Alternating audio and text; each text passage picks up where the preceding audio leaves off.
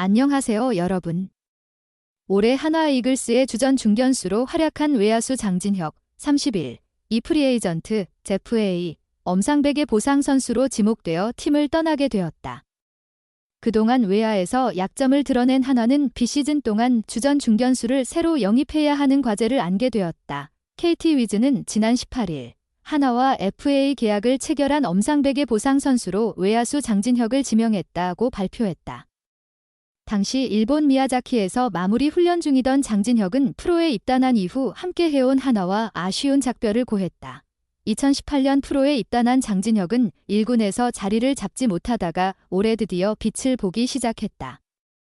시즌 중반 한화의 지휘봉을 잡은 김경문 감독은 장진혁의 뛰어난 주로 능력을 살려주전 중견수로 기용했으며 출전 기회가 많아진 장진혁은 99경기에서 타율 0.263, 9홈런, 44타점, OPS 0.747로 커리어 하이를 기록했다. 한화의 외야 뎁스가 두텁지 않아 장진혁은 내년 시즌에도 주전 중견수를 맡을 가능성이 높았다.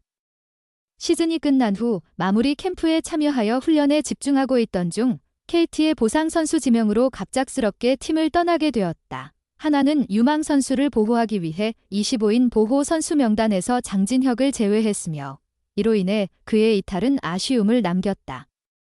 한화는 올해 스토브리그에서 FA로 내야수와 투수를 영입했으나 다시 주전 중견수를 찾아야 하는 상황에 처하게 되었다. 후보군은 다양하다. 이진영, 이원석, 최인호, 임종찬, 유로결 등이 그 자리를 맡을 수 있다.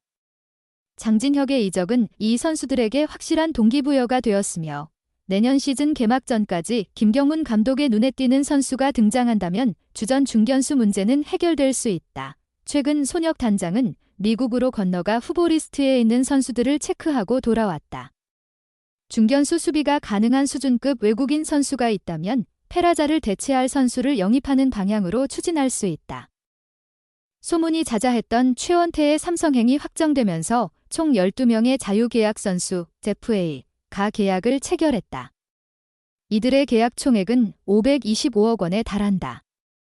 2022년에 15명이 989억 원에 달하는 계약을 체결하며 큰 파장을 일으킨 것에는 미치지 않지만 2024년 FA 시장에서 19명이 605억 원 규모로 계약을 마쳤다. FA 계약은 항상 부익부빈익빈 현상이 나타난다.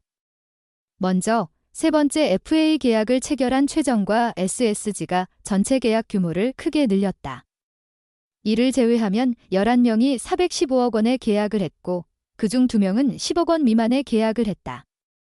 9명이 402억 원 규모로 계약을 했고 그중 3명이 198억 원을 차지하며 절반 가까운 금액을 차지했다. 한화는 심우준 4년 50억 원, 과 엄상백 4년 78억 원을 영입하고 삼성은 최원태 70억 원을 데려가면서 합쳐서 198억 원을 썼다. SSG는 프랜차이즈 스타인 최정을 잔류시키기 위해 FA 시장이 열리기 전부터 100억 원대 계약을 예고하면서 시장을 확대시켰다. 그러나 큰손 한화도 이미 예고되어 있었다. 한화는 2023년 최은성 6년 90억 원을 영입하고 2024년에는 안치홍 2년 72억 원을 영입한 뒤 류현진을 복권시키며 8년 170억 원의 역대 최고 계약을 성사시켰다. 또 한 번 큰손으로 나서면서 사실상 FA 시장이 개막되자마자 KT에서 심우준과 엄상백을 모두 영입했다. 심우준의 계약은 2022년 FA 1호 계약을 맺은 포수 최재훈을 떠올리게 했다. 당시 한화는 FA 시장이 시작되자마자 최재훈을 5년 54억 원에 계약하며 오버페이 논란을 일으켰고 1호 계약으로서 시장의 몸값 기준을 높였다는 평가를 받았다. 실제로 그 이후 비슷한 나이대의 선수들은 최재훈이 54억 원을 받았다는 사실을 기준으로 협상에 나서기도 했다. 결국 그 해의 FA 시장은 역대 최고의 규모로 마감되었다. 군 복무를 마친 뒤 이제 막 돌아온 20대 FA 유격수 심우준을 50억 원에 영입한 한화는 그 다음 날 선발 투수 엄상백을 4년 78억 원에 영입하며 이틀 동안 총 128억 원을 투자했다. 엄상백은 최근 3년 동안 뛰어난 성적을 기록한 20대 선발 투수로 군 복무를 마친 점이 FA 시장에서 긍정적으로 작용해 고평가를 받았다.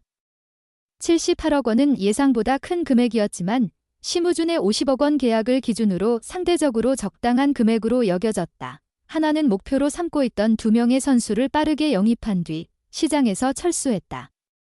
두 선수를 반드시 영입하기 위해 모버페이 논란을 감수한 것으로 해석될 수 있다. 그 이후 삼성의 움직임이 시작됐다. 삼성은 사실상 이번 FA 시장에서 주요 선수들과의 협상에 거의 모두 포함됐다.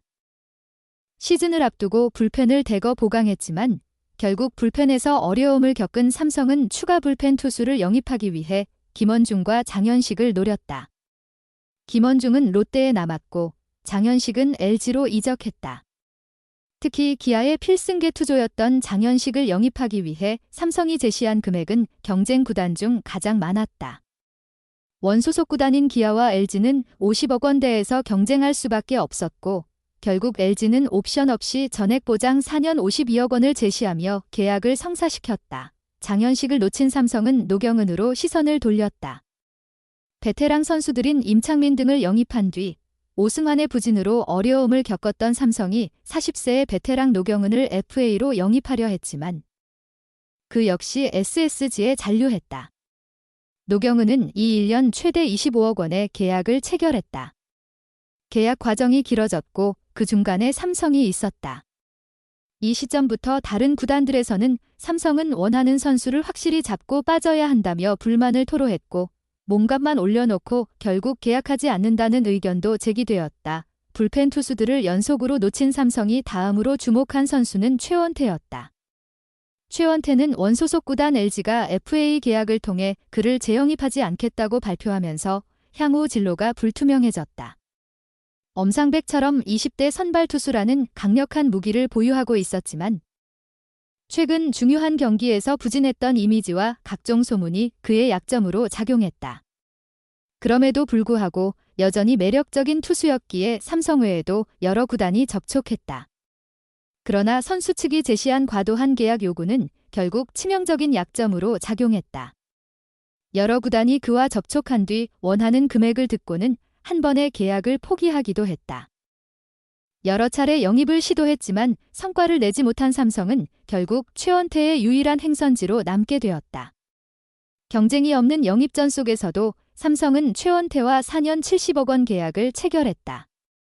이는 최원태 측이 원래 원소속 구단 LG와 다른 구단에 요구했던 금액보다 크게 낮은 수준이었다. 하지만 경쟁 구단이 없었다는 점을 고려하면 시장 논리로는 합리적인 계약으로 볼 수 없다는 평가도 있다.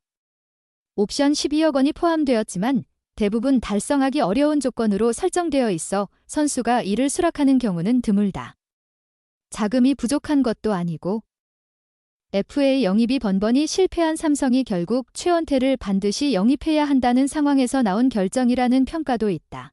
FA는 해당 시점에 필요한 선수를 원하는 팀이 영입할 수 있도록 돕는 제도이다.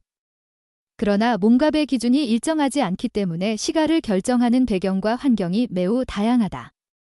이번 FA 시장에는 최고의 선수가 존재했지만 특급이라 불릴 만한 선수는 없었고 총액은 이미 500억 원을 넘었다. 투자는 전적으로 구단의 의지에 달려있다. 오버페이 계약이 1에서 2년 뒤 현명한 계약으로 재평가될 가능성도 존재한다. 하나와 삼성은 정말 필요한 선수를 영입하기 위해 간절한 노력 끝에 계약을 성사시켰다. 그러나 두 구단의 움직임으로 올해도 FA 시장은 다시 한번 큰 변화를 겪었다.